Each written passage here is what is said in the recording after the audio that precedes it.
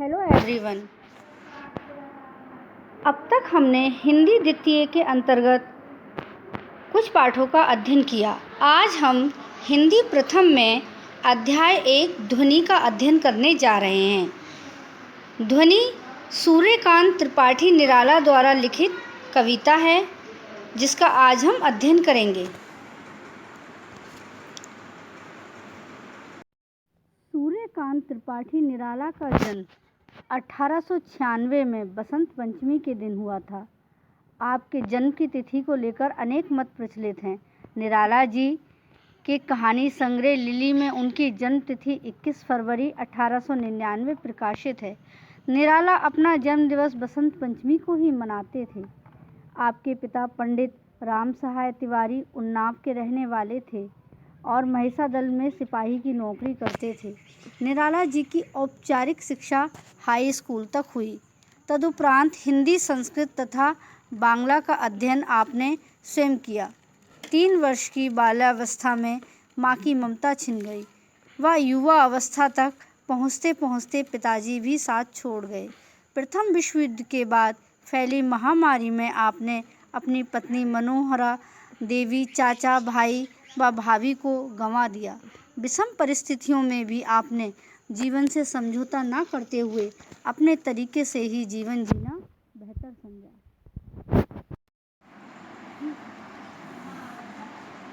कविता की व्याख्या शुरू करने से पहले हम संक्षेप में आपको इस पाठ का सार बताएंगे।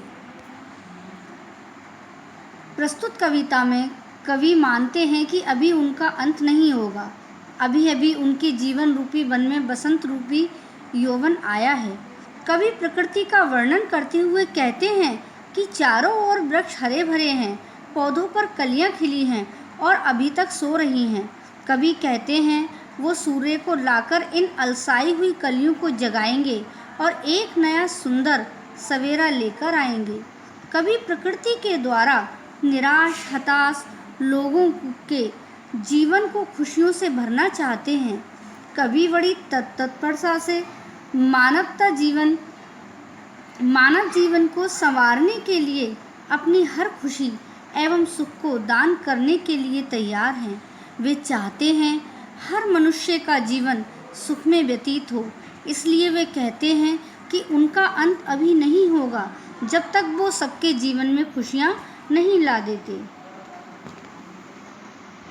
अब हम आपको कविता की पंक्तियों को समझाएंगे। सबसे पहले हम इन पंक्तियों को लेते हैं।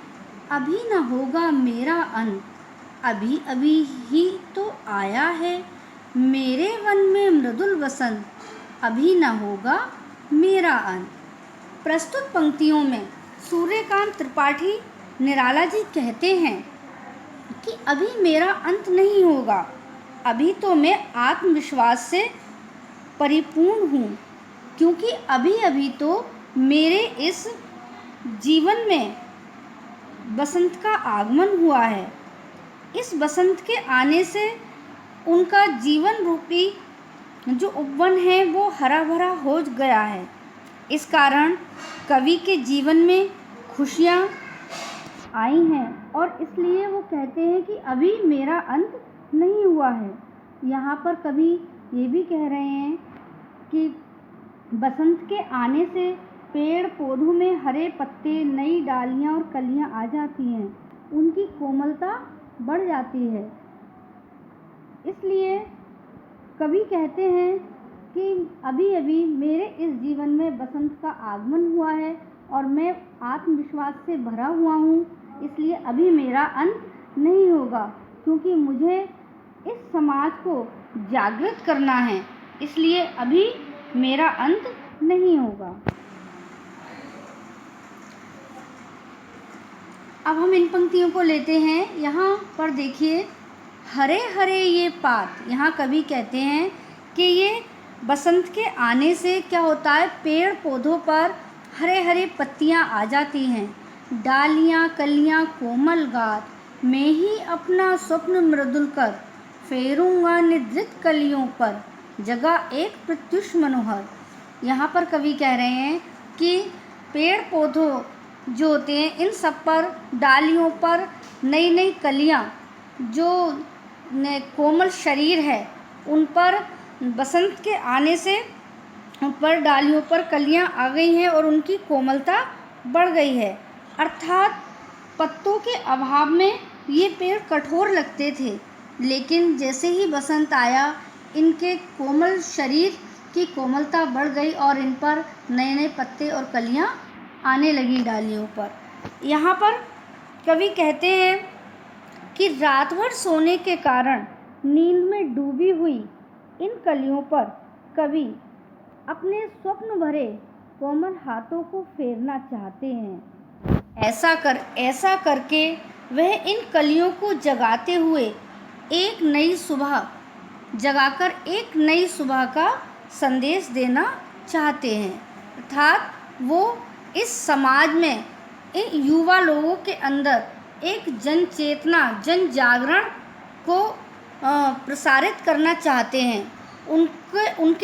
उनके आलस को भगाकर उनको उन्नति, उनके अंदर जोश भरना चाहते हैं।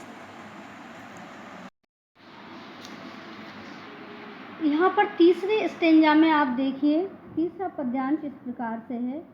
पुष्प पुष्प से तंद्रालस, लालसा खींच लूँगा मैं, अपने नवजीवन का अमृत सहर्ष सींच दूँगा मैं, द्वार दिखा दूँगा फिर उनको, है मेरे वे जहाँ अनंत, अभी न होगा मेरा अंत। इन पंक्तियों में कवि कह रहे हैं कि जो नींद में डूबी हुई कलियां हैं, जो आलस्य में डूबी रहना चाहती हैं, और तो कवि उनके आलस्य में डूबने की इच्छा को छीन लेना चाहता है, उनको खत्म करना चाहता है। अर्थात वो अलसाई हुई, आलस्य में डूबी हुई कलियों को जगाना चाहता है। यहाँ समाज के युवा लोगों की तरफ कवि संकेत कर रहे हैं कि जो हमारे समाज की युवा पीढ़ी आलस्य में डूब चुकी है, उसको, उनके आलस्य को खत्म करके वो उनको जगाना चाहते हैं और खुशी खुशी जीवन के अमृत से सींचकर उन्हें हरा भरा करना चाहते हैं।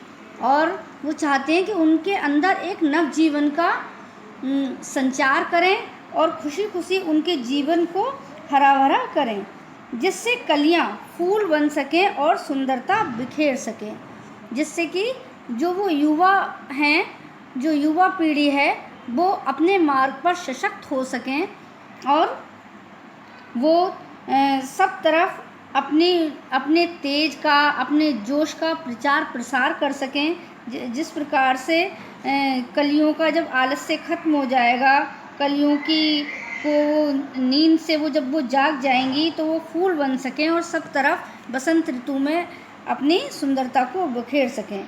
इस प्रकार हरी भरी रंगीन कलियों को और खिले हुए फूलों को कवि वह दरवाज़ा दिखाना चाहता है, वो दरवाज़ा दिखा देना चाहता है जहाँ उसके जीवन का अनंत संसार फैला हुआ है, जहाँ क्या कहते हैं, कभी खत्म ना होने वाले जीवन का संसार फैला हुआ है।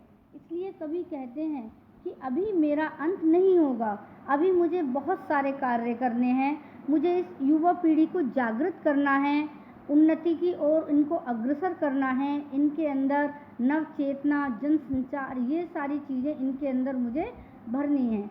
इसलिए अभी मेरा अंत नहीं होगा, मैं अपने कविता के माध्यम से इनके अंदर एक नव चेतना जागृत करूँगा। अब यहाँ पर बच्चों कुछ आपके लिए शब्दार्थ दे रखे हैं। इन शब्दार्थों को आपको अपने हिंदी प्रथम के रजिस्टर में लिखने हैं और इसके आगे कुछ क्वेश्चन आंसर और व्याख्या भी है। तो सबसे पहले यहाँ कुछ शब्दार्थ हैं। मृदुल, जिसका अर्थ होता है कोमल, पात, पत्ता, गात, शरीर, निद्रित, सोया हुआ, प्रत्युष, प्रातःकाल, तंद्रालस, नींद से अलसाया हुआ, लालसा, कुछ पाने की चाह या अभिलाषा या इच्छा। अब आगे इसी पाठ से संबंधित आपकी कुछ प्रश्न हैं ये कविता से संबंधित। इन प्रश्नों के उत्तर आपको अपने हिंदी प्रथम के रजिस्टर में लिखने हैं। प्रश्न के अनुसार आपके उत्तर लिखने की भाषा, अगर कुछ भाषा में बदलाव भी आता है, लेकिन उत्तर हमारा वही होना चाहिए। इसीलिए मैंने ये पोयम आपको समझाई है, ताकि इन प्रश्नों के उत्तर अगर आप स्वयं भी देना चाहें तो लिख सकते हैं। कवि को ऐसा विश्वास क्यों है कि उसका अंत अभी नहीं होगा। दूसरा क्वेश्चन है, फूलों के अनंत तक विकसित करने के लिए कवि कौन कौन सा प्रयास करता है। इसके बाद हमारा तीसरा क्वेश्चन है, कवि पुष्पों की तंद्रा और आलस से दूर हटाने के लिए क्या करना चाहता है। इसके बाद कविता से आगे के प्रश्नों में देखिए, बसंत को ऋतुराज क्यों कहा जाता है। आपस में चर्चा कीजिए, यानी आपको बसंत ऋतु को ही ऋतुराज क्यों कहते हैं, इसके विषय में आपको लिखना है। आप अपनी भाषा में भी इस आंसर को लिख सकते हैं। बसंत ऋतु में आने वाले त्योहारों के विषय में जानकारी एकत्र कीजिए और किसी एक त्योहार पर निबंध लिखिए। अब आपको बसंत ऋतु में कौन कौन से त्योहार आते हैं वो आपको लिखने हैं, और किसी एक त्योहार पर आपको निबंध लिखना है। ये निबंध आपको अपनी हिंदी द्वितीय के रजिस्टर में लिखना है। प्रश्न संख्या 3, ऋतु परिवर्तन का जीवन पर गहरा प्रभाव पड़ता है। इस कथन की पुष्टि आप किन किन बातों से कर सकते हैं, लिखिए। एक क्वेश्चन ये हमारा अनुमान और कल्पना पर आधारित है। कविता की निम्नलिखित पंक्तियां पढ़कर बताइए कि इनमें किस ऋतु का वर्णन है। फूटे हैं आमों में बोर, भोर बनवन टूटे हैं, होली मची ठोर ठोर, सभी बंधन छूट जाते हैं। तो इसका आंसर भी दे रखा है। निम्नलिखित अब आगे निम्नलिखित पंक्तियों की व्याख्या हिंदी प्रथम के रजिस्टर में लिखिए। आगे कुछ पंक्तियां दे रखी हैं, इस पद्यांश को आपको लिखना है। पद्यांश की व्याख्या लिखते समय आप पद्यांश का पहला और अंतिम शब्द डैश डैश करके अपने रजिस्टर में नोट करेंगे। उसके बाद हम इसका प्रसंग ले। उपर्युक्त पंक्तियों का प्रसंग इस प्रकार है।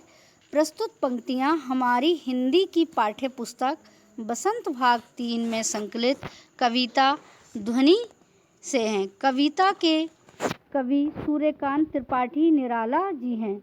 इस कविता में कवि का जीवन के प्रति आशावादी दृष्टिकोण दिखाया गया है। प्रस्तुत पंक्तियों की व्याख्या इस प्रकार है। कवि मानते हैं कि उनका अंत अभी नहीं होगा, क्योंकि अभी अभी कवि के जीवन में अमृत रूपी वन में बसंत रूपी यौवन आया है। अतः अभी अंत नहीं होगा। कवि मानते हैं कि उनका अंत अभी नहीं होगा, क्योंकि वह आशावादी हैं। जैसा कि हमने जाना कि इस गुण की वजह से वे ये मानते हैं कि अभी उनका अंत नहीं होगा, जब तक वे अपने उद्देश्य की पूर्ति नहीं कर लेते, क्योंकि अभी कवि के जीवन में अमृत रूपी वन में बसंत रूपी यौवन आया है, अर्थात एक नए उत्साह और जोश का आगमन हुआ है। उनके जीवन में फिर से बसंत ऋतु में चारों तरफ फूलों की भरमार और उनकी खुशबू फैली है, जो कि बहुत ही सुंदर लगती है। अतः अभी उनका अंत नहीं होगा। यही कारण है, जैसा कि अभी उत्साह जोश की अधिकता है, तो अभी ये कुछ दिन ठहरेगा और इसका अंत अभी नहीं होगा। उपर्युक्त पंक्तियों की व्याख्या अर्थात भावार्थ आप अपने शब्दों में भी लिख सकते हैं। यहाँ पर आपको समझाने के उद्देश्य से यहाँ ये वर्णन किया गया है। धन्यवाद।